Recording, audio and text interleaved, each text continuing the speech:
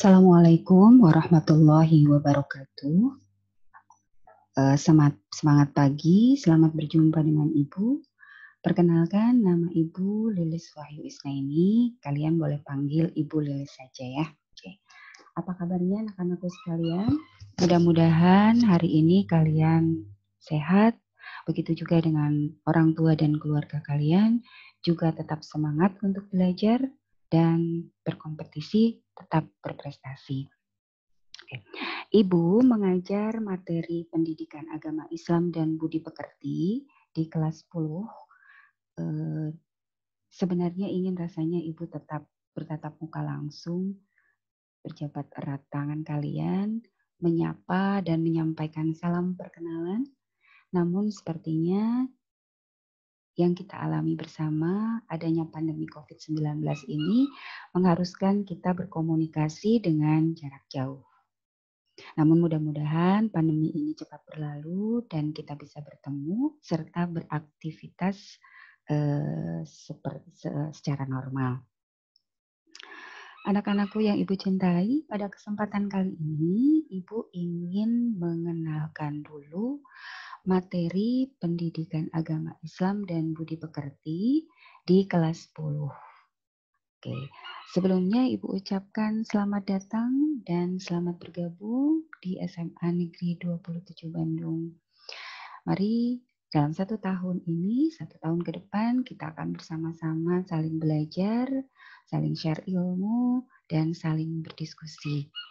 Mudah-mudahan pembelajaran kita mendapatkan manfaat bagi Ibu sendiri, bagi kalian khususnya, untuk lebih meningkatkan keimanan, ketakwaan, dan juga meningkatkan kualitas perilaku kita sebagai seorang Muslim.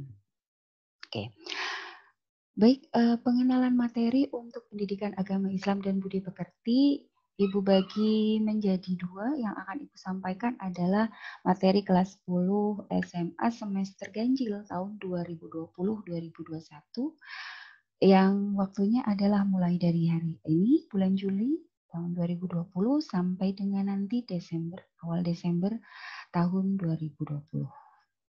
Baik, apa saja materi-materi yang ada di materi pendidikan agama Islam dan budi pekerti, kita lihat bersama-sama.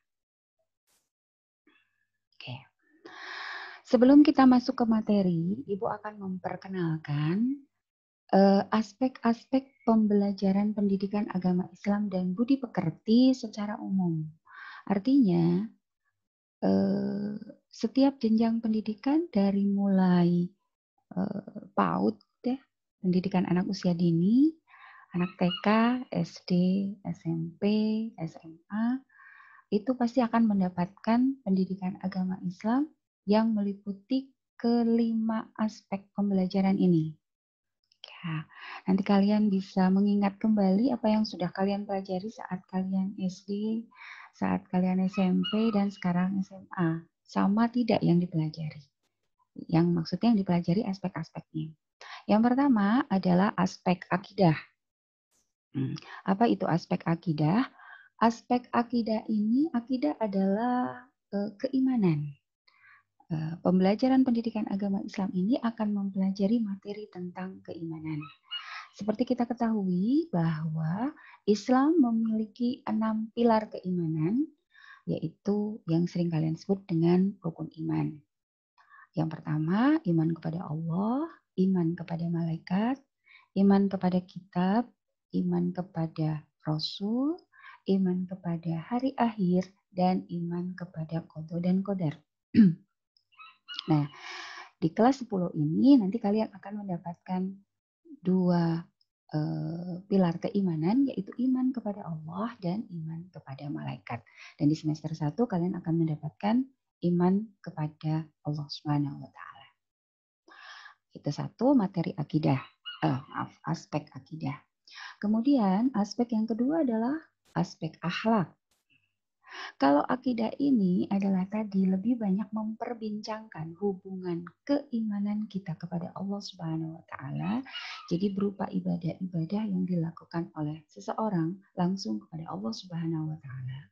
di aspek akidah, maka di aspek akhlak kita akan banyak membicarakan tentang hubungan manusia dengan Allah tetapi melalui perantara. Karena kalau kehidupan kita, ibadah kita yang berhubungan dengan Allah Subhanahu wa taala itu telah jelas sekali dijelaskan dalam Al-Qur'an dan hadis, maka untuk aspek akhlak ini aturan-aturannya adalah banyak diatur oleh manusia. Akhlak adalah mengatur hubungan manusia kepada Allah melalui perantara. Jadi kalau kita beribadah kepada Allah, itu ada yang langsung dan ada yang melalui perantara. Yang melalui perantara ini, beberapa perantaranya adalah satu, diri kita sendiri. Kita bisa beribadah kepada Allah melalui diri kita sendiri. Nah, kemudian kita berhubungan dengan manusia yang lain. Selanjutnya kita berhubungan dengan lingkungan tempat kita tinggal, baik abiotik maupun biotik, baik yang hidup maupun yang mati. Maka di sini akan mengatur pola itu, maka akan disebut dengan aturan-aturan. Kalau sesama manusia itu disebut dengan sopan, santun. Jadi santun terhadap diri sendiri, santun terhadap orang lain, dan santun terhadap lingkungan kita. Itu materi akhlak. Contohnya apa? Contohnya mungkin kalian pernah membahas tentang adab makan dan minum. Ya, itu mengatur hubungan kita dengan diri kita sendiri dan juga dengan orang lain. Adab menghormati orang tua dan guru. Nah, ini juga mengatur tentang hubungan diri kita dengan orang lain. Adab terhadap alam. Bagaimana kita memperlakukan hewan, bagaimana kita memperlakukan tumbuhan, itu juga termasuk adab atau akhlak. Oke. Selanjutnya ke aspek yang ketiga. Aspek yang ketiga adalah aspek fikih. Apa itu aspek fikih? Fikih sering disebut dengan syariah atau hukum Islam. Nah, di dalam akidah dan di dalam akhlak, ini ada ibadah-ibadah praktis. Ya, ibadah-ibadah praktis yang kita lakukan sehari-hari. Nah, ibadah-ibadah praktis itu mengandung banyak aturan-aturan yang tidak boleh dilanggar atau harus dilaksanakan. Nah, contohnya apa? Nah, ibadah-ibadah seperti akidah itu seperti ibadah sholat, ibadah puasa, berdoa. Kemudian di akhlak ada apa? Ada jual beli, itu hubungan antara sesama manusia ya.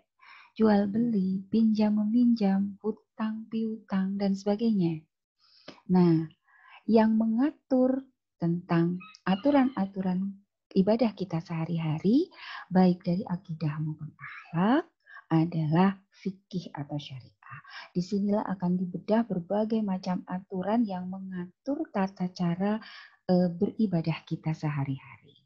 Makanya nanti ada fikih ibadah, ada fikih muamalah. Fikih ibadah mengatur yang ini, ya, baik yang ataupun ada yang juga di sini, maupun ibadah muamalah ini banyak di sini. Kemudian tentu saja di materi fikih ini, di materi syariah, kita akan banyak menganalisis dan akan banyak membedah Al-Quran, hadis, dan berbagai tata aturan agama atau ulama tentang ibadah-ibadah tertentu. Oke, lanjut ke materi selanjutnya. Aspek selanjutnya adalah aspek tarikh. Apa itu tarikh? Tarikh adalah aspek sejarah. Jadi kita akan mempelajari sejarah. Nah, sekarang mulai diingat kembali. Dulu waktu saya SD, waktu kalian SMP, kalian mempelajari apa? Oh, akidah. Akidah apa? Oh iya, dulu saya pernah mempelajari iman kepada Rasul atau iman kepada kitab. Itu materi akidah. Tentang akhlak. Oh, saya dulu mempelajari tentang sopan santun atau adab terhadap orang tua dan guru. Nah, di fikih, materi fikih, saya membahas apa? Oh, saya membahas tentang materi ibadah haji dan umroh. Masih ingat ya? Oke. Selanjutnya tarikh. Tarikh. Saya dulu belajar apa tarikh? Tari dulu saya belajar tentang kehidupan Rasulullah Muhammad Shallallahu Alaihi Wasallam. Nah, sama di SMA ini kita juga akan mempelajari tentang tarikh peradaban dan juga tentang perkembangan peradaban itu sendiri. Tarikh peradaban adalah ilmu sejarah ya, ilmu yang mempelajari masa lalu. Nah, mempelajari sejarah ini nanti kalian akan ada dua cara, yaitu mempelajari sejarah secara statis dan mempelajari sejarah secara dinamis. Apa itu statis? Statis seperti yang sudah pernah kalian lakukan. Kapan, di mana, siapa saja. Nah, itu mempelajari sejarah secara statis. Rasulullah lahir kapan? Rasulullah memiliki ayah siapa, ibu siapa? Rasulullah mendapat wahyu Al-Quran di mana? Dan sebagainya. Tetapi kita tidak hanya akan mempelajari materi sejarah secara statis, tetapi materi sejarah ini harus bersifat dinamis. Artinya, kita juga akan mempelajari nilai-nilai apa yang bisa kita diambil dari sejarah itu. Misalnya, nanti kita akan mempelajari cara Rasulullah berdakwah. Atau kita akan mempelajari tentang bagaimana Wali Songo berdakwah di Indonesia. Nah, ada nilai-nilai positif di sana, kemudian kita ambil dan kita bisa mengambil nilai-nilai yang positifnya untuk kemajuan dakwah Islam saat ini, dan juga kita bisa mengambil pula nilai-nilai atau belajar nilai-nilai negatif agar sejarah kelam itu tidak terulang lagi. Apakah Islam memiliki sejarah yang kelam? Oh, ada. Kalian juga pernah belajar ya, adanya nabi palsu dan sebagainya. Nah, itu pelajaran sejarah. Kemudian sekarang kita ke yang tengah ini, materi Al-Qur'an. Jelas kalau kita berbicara tentang pendidikan agama Islam, kita tidak akan terlepas dari Al-Qur'an sebagai sumber dasar hukum yang akan mendasari akidah, mendasari akhlak, banyak sekali mendasari fikih atau syariah dan juga tarikh. Karena di dalam Al-Quran ini juga ada materi tentang tarikh. Bukankah Al-Quran juga berbicara tentang sejarah masa lampau, tentang nabi-nabi, tentang orang-orang mukmin, ya, orang-orang mukmin dan juga orang-orang yang zalim. Itu ada di dalam Al-Quran. Jadi Al-Quran juga membahas tentang aspek-aspek ini. Nah, nanti di dalam materi Al-Quran ini akan didampingi dengan materi hadis. Karena banyak sekali ayat-ayat Al-Quran yang masih umum yang harus didampingi dengan hadis untuk menjelaskan Al-Quran yang sifatnya masih umum ataupun sekedar memperkuat materi Al-Quran. Nah, di dalam materi Al-Quran ini nanti kalian akan belajar secara tema. Jadi belajar secara tematik. Oke. Baik, ini adalah 5 aspek pembelajaran pendidikan agama Islam dan budi pekerti. Ada 5. Ya, ada akidah, ada akhlak, ada Al-Quran, fikih, dan tarikh. Baik, selanjutnya. Nah, ini pembahasannya. Nah, materi-materi apa yang akan disampaikan di semester ganjil? Ya. Nah, ini gambar cover buku ya, nanti akan dibagikan. Nah, ini. Di dalam materi akidah, yang pertama tadi ya, materi akidah, ini ada iman kepada Allah. Ya, kalau dulu kalian mempelajari iman kepada Allah secara utuh ya, apa itu iman kepada Allah gitu, bagaimana cara kita beriman kepada Allah dan sebagainya. Karena waktu SD dan SMP kalian sudah mendapatkan itu semua, kalian sudah mengerti apa itu iman, bagaimana cara kita beriman kepada Allah. Nah, sekarang kita akan merefleksikan makna keimanan melalui Asmaul Husna. Tidak semua, karena Asmaul Husna ada 99, maka kita hanya akan mengambil 7 saja, yaitu Al-Karim, Al-Mu'min, Al-Wakil, Al-Matin, Al-Jami, Al-Adil, dan Al-Akhir. Nah, ini materi. Bagaimana, Bu, cara mempelajari ini semua? Nanti ya, minggu depan kita sudah akan memulai dan akan Ibu sampaikan kompetensi apa yang harus dimiliki setelah kalian mempelajari ini semua. Nah, sederhananya begini, kalau dulu kalian mempelajari teori tentang bagaimana cara kita beriman kepada Allah, sekarang kita akan praktek. Prakteknya adalah merefleksikan sifat-sifat Allah ini dalam sifat-sifat manusia. Meskipun nanti tidak mungkin kita akan sampai pada tataran yang sempurna. Contoh Al-Karim. Siapa yang tahu arti Al-Karim? Al-Karim artinya maha mulia. Nah, nanti kalian merefleksikan nilai-nilainya. Jadi mulai kalian Al-Karim artinya maha mulia. Contoh Allah Maha Al-Karim itu seperti apa, buktinya seperti apa. Nah, itu direfleksikan dalam kehidupan kita, direfleksikan dalam sifat-sifat manusia, sehingga kita akan muncul sebagai manusia unggulan yang punya sifat mulia. Bagaimana sih menjadi orang yang mulia? Manusia mulia itu seperti apa? Oke, itu salah satu contohnya. Kemudian kita ke materi akhlak. Di materi akhlak ini ada dua.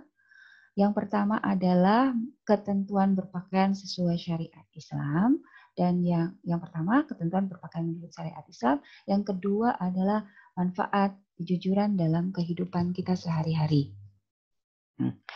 Ketentuan berpakaian sesuai syariat Islam. Wah, udah pasti ini yang akhwat atau yang putri, wah ini pasti akan membahas tentang hijab. Betul. Ini akan membahas tentang tata cara berpakaian sesuai syariat Islam. Tetapi tidak sebatas itu, kita juga akan berbicara secara umum.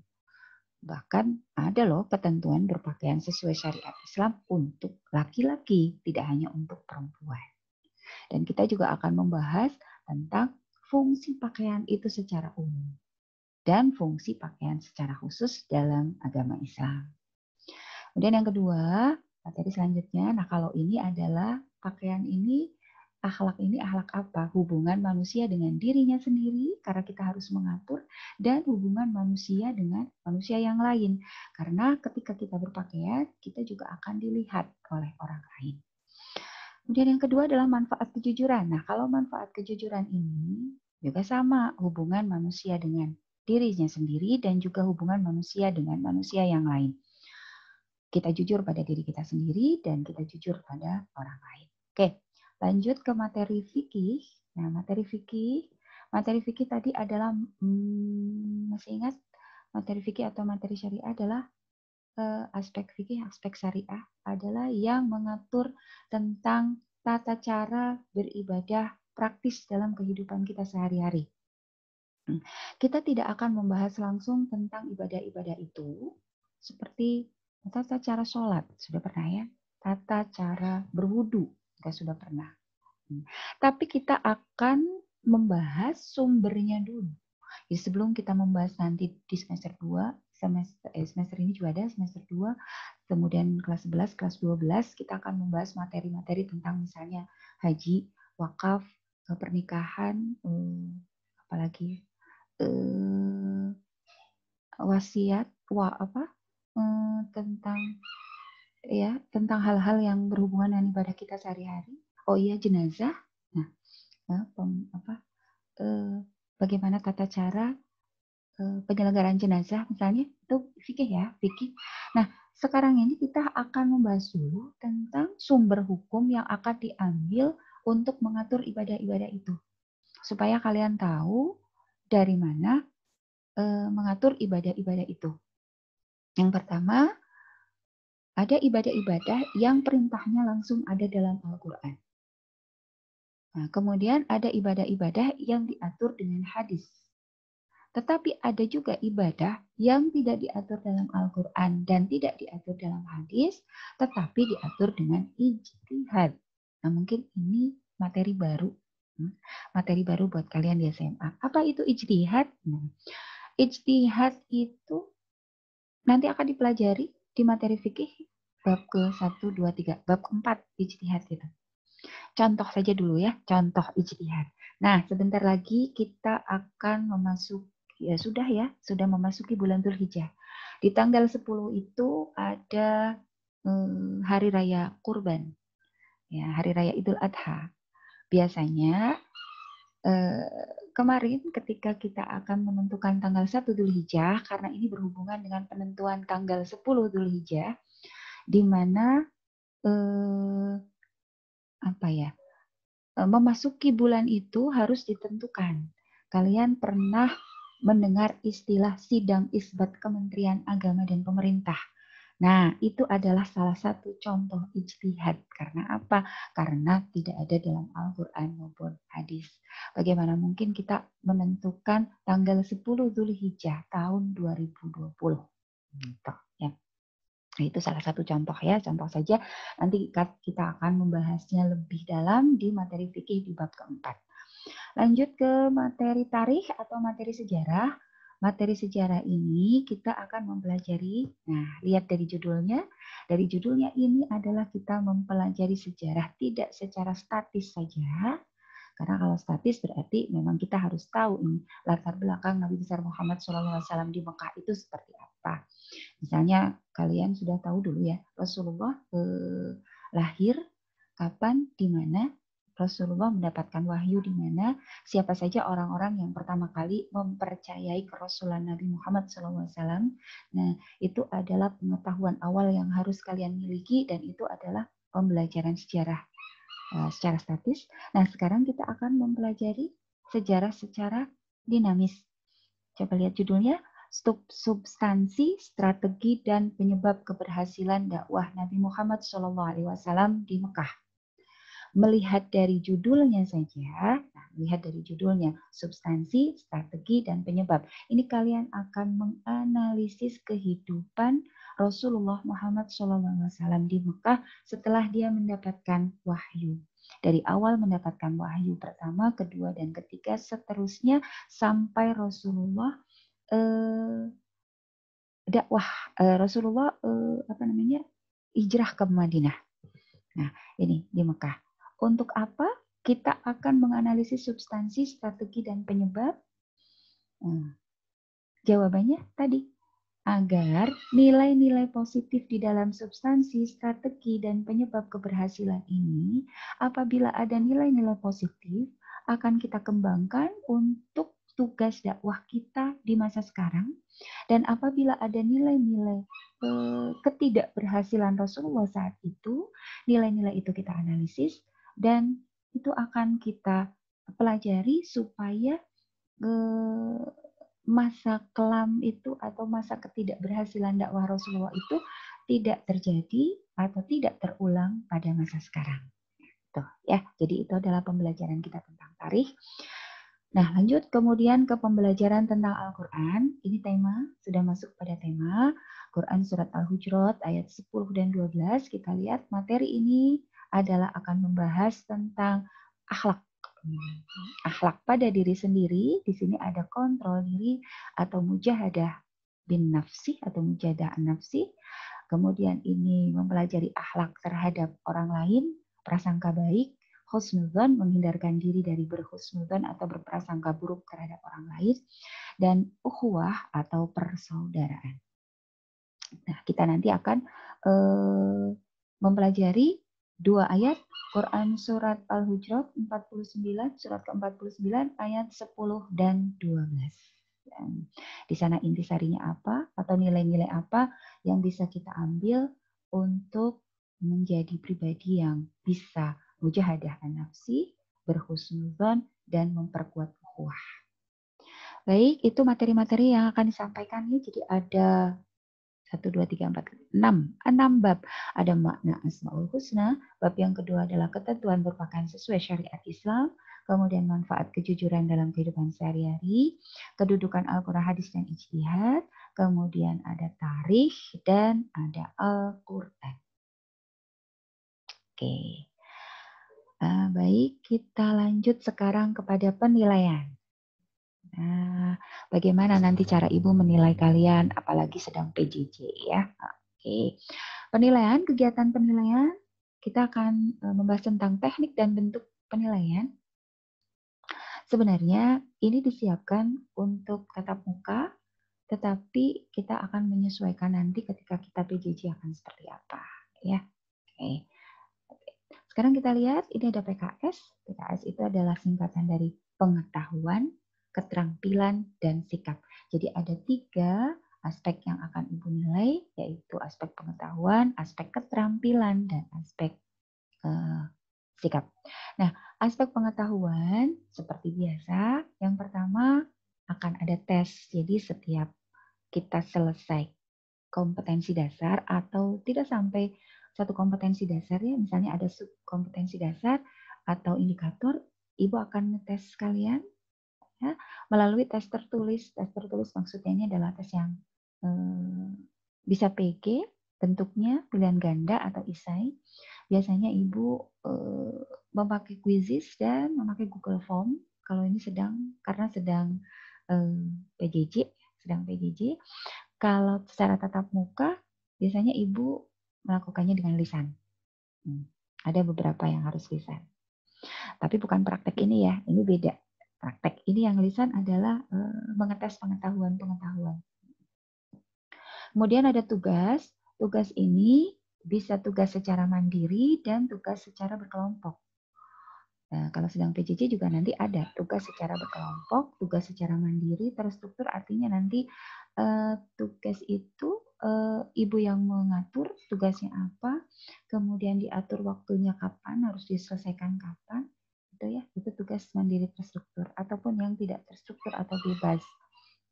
Itu biasanya di PJJ sering, misalnya tolong kalian analisis materi ini, kemudian kalian kerjakan dan kalian kumpulkan atau kirimkan. Ya, itu tugas. Kemudian sekarang keterampilan. Keterampilan itu terdiri dari 1 unjuk kerja. Unjuk kerja ini praktik ya.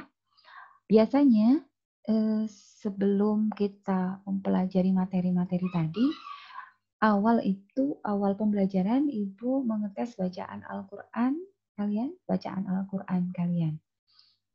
Ini akan dianalisis tajwidnya, kemampuan tajwidnya, kemampuan makhorijul hurufnya, dan juga kelancaran membacanya. Jadi misalnya hanya membaca surat Al-Fatihah saja ya. Kalian akan dianalisis kelancaran membacanya, tajwidnya, dan juga makhorijul hurufnya. Nah, nanti kalau PJJ ini nanti tekniknya kita atur ya, tapi ini sambil berjalan. Kemudian hafalan, tadi kalian tahu di materi Al-Quran itu ada tema 2 ya, tema 2 surat Al-Hujurat ayat 12 dan ayat 10. Ini nanti harus kalian hafalkan dan kalian setorkan. Ibu juga biasanya mengetes ibadah sehari-hari, ya, ibadah sehari-hari seperti sholat dan wudhu, karena ini penting, sholat dan wudhu adalah ibadah sehari-hari dan yang harus benar. Ya, ini harus ini utama.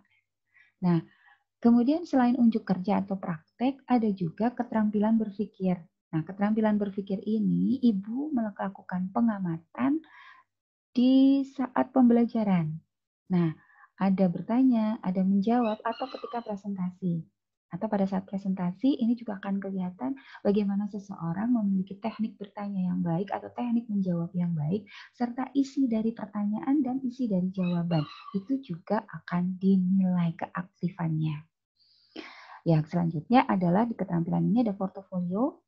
Portofolio ini adalah rekaman hasil pembelajaran. Misalnya kalian pernah disuruh merangkum. Nah, dari sini nih, dari tugas ini kalian kumpulkan, nanti ada portofolio, dan ini pada akhir pembelajaran atau di tengah-tengah pembelajaran, biasanya Ibu meminta kalian untuk mengumpulkan. Selanjutnya ada aspek sikap. Aspek sikap itu adalah pengamatan. Nah, pengamatan yang dilakukan selama pembelajaran atau di luar pembelajaran. Nah, kalau masa pandemi seperti ini, kita melakukan PJJ, biasanya Ibu hanya bisa mengamati kalian selama pembelajaran. Nah, absensi, itu jelas. Sikap ketika belajar. Nah, ini nanti ada hubungannya dengan di sini. Sikap kalian, kata-kata yang kalian ucapkan. Itu nanti kalau kita Vicon ya, atau video conference dengan Zoom atau yang lainnya, akan kelihatan sikap ini. Kemudian laporan di luar pembelajaran, ini akan dilakukan oleh kalian sendiri dan orang tua. Ini nanti ada laporan, format yang harus kalian isi tentang laporan ibadah sehari-hari di rumah. Seperti sholat, kalian sholat fardu, sholat sunnah tidak, saum, ya, saum sunnah tidak, atau ibadah-ibadah yang lain. Lanjut ke jurnal sikap. Jurnal sikap ini adalah format yang harus diisi setiap selesai pembelajaran tentang sikap terhadap suatu permasalahan. Seperti misalnya ketika Ibu masuk atau ketika akan keluar atau menyelesaikan pembelajaran, Ibu akan bertanya, apa yang membuat Anda bersyukur hari ini dan apa yang membuat kalian ikhlas hari ini. Nah, itu ada formatnya, kalian nanti isi dan itu yang disebut dengan jurnal sikap. Oke. Nah, baik. Aspek pembelajaran sudah, materi sudah, kegiatan penilaian juga sudah. Nah, sekarang kita akan membuat pembelajaran kita akan seperti apa? Yuk, kita lihat. Nah, hal-hal apa sih yang perlu kita sepakati bersama? Ini harus sepakat ya. Ya, ini ringan. Kalau di kelas tidak seringan ini ya. Yang pertama adalah siswa hadir dalam PJJ PAI tepat waktu. Nanti ada absensi, dan absensi itu misalnya Ibu minta, Ibu kasih waktu 10 menit, kalian harus sudah nulis absen. Kalau terlambat, ya ada konsekuensinya. Karena absen ini juga Ibu nilai, kan tadi ada di sikap. Ya. Maaf Bu, saya ketiduran. Ya, nggak apa-apa. Masuk, ada nilainya, tapi tetap ada pengurangan poin ya. Karena kan Ibu harus menghargai siapa yang tepat waktu dan siapa yang tidak tepat waktu. Apabila tidak bisa mengikuti PJJ, maka orang tua harus memberitahukannya kepada guru mata pelajaran, mangga mau japri ke ibu atau ke wali kelas supaya wali kelas mengetahuinya. Ini lebih baik ya, nanti wali kelas akan menyampaikannya kepada ibu. Selanjutnya, mengisi format daftar hadir sesuai dengan batas waktu yang telah ditetapkan. 10 menit ya, ibu tunggu, atau 15 menit ibu tunggu. Nah, akan ketahuan begitu 10 menit, ibu langsung memberikan pelajaran, ternyata masih ada yang mengisi list. Nah, ini berarti keluar dari batas waktu yang telah ditetapkan. Tapi kan hadir. Nah, ini. Kemudian, siswa mengikuti PJJ dengan serius, ya, sesuai dengan aturan sekolah. Kalian memakai pakaian seragam PSAS yang sopan dan rapih. Nah, kalian kan difoto setiap pembelajaran selfie, jadi akan kelihatan kalian menggunakan seragam atau tidak. Nah, kemudian yang keempat, siswa mengerjakan tugas tepat waktu dengan penuh tanggung jawab. Sudah biasa ya. Kalau saya ibu tunggu sampai jam 12.20, kalian kumpulkan sampai itu. Kalau tidak, berarti ada pengurangan poin nilai. Lanjut ke siswa mengikuti evaluasi PJJ. Nah, evaluasi PJJ ini pun harus dikerjakan tepat waktu. Kecuali ada hal-hal yang membuat kalian tidak bisa mengikuti evaluasi, misalnya kendala alat komunikasi, ya, kendala alat komunikasi atau kendala kuota, ya silahkan, tidak apa-apa, tapi kalian harus konfirmasi dulu baik ke ibu langsung ataupun ke wali kelas. Baik, itu saja yang mungkin Ibu sampaikan tentang pembelajaran PAI untuk semester ini akan seperti apa. Untuk minggu ini rasanya memang belum ada materi yang akan Ibu share ke kalian. Kita hanya cukup berkenalan dulu. Ya, salam kenal dari Ibu. Mudah-mudahan kalian dan Ibu bisa menjaga kesepakatan-kesepakatan ini supaya pembelajaran kita nyaman. Walau bagaimanapun, suka tidak suka karena kita PJJ pasti ada tugas ya. Tapi insya Allah Ibu akan mengukur tugas itu supaya kalian juga tidak terlalu banyak terbebani dengan tugas ya. Tugas Ibu mah ringan-ringan dan lucu saja. Oke, baik. Selanjutnya ada satu ini dari kata-kata mutiara ya. Ilmu itu bukanlah apa yang dihafal, akan tetapi apa yang bermanfaat. Artinya apa? Mudah-mudahan ilmu yang akan kita pelajari ini tidak hanya sekedar memenuhi tanggung jawab dan memenuhi kriteria nilai saja, tetapi juga akan bermanfaat dalam kehidupan kalian sehari-hari. Seperti tadi, bermanfaat itu artinya dalam pendidikan agama Islam, saya sebagai pendidik dan pengajar kalian memiliki tujuan untuk meningkatkan keimanan, meningkatkan ketakwaan, dan juga peningkatan terhadap sikap ke arah yang lebih baik.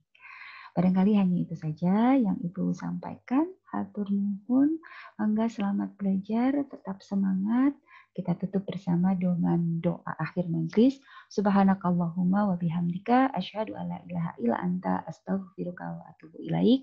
Wassalamualaikum warahmatullahi wabarakatuh.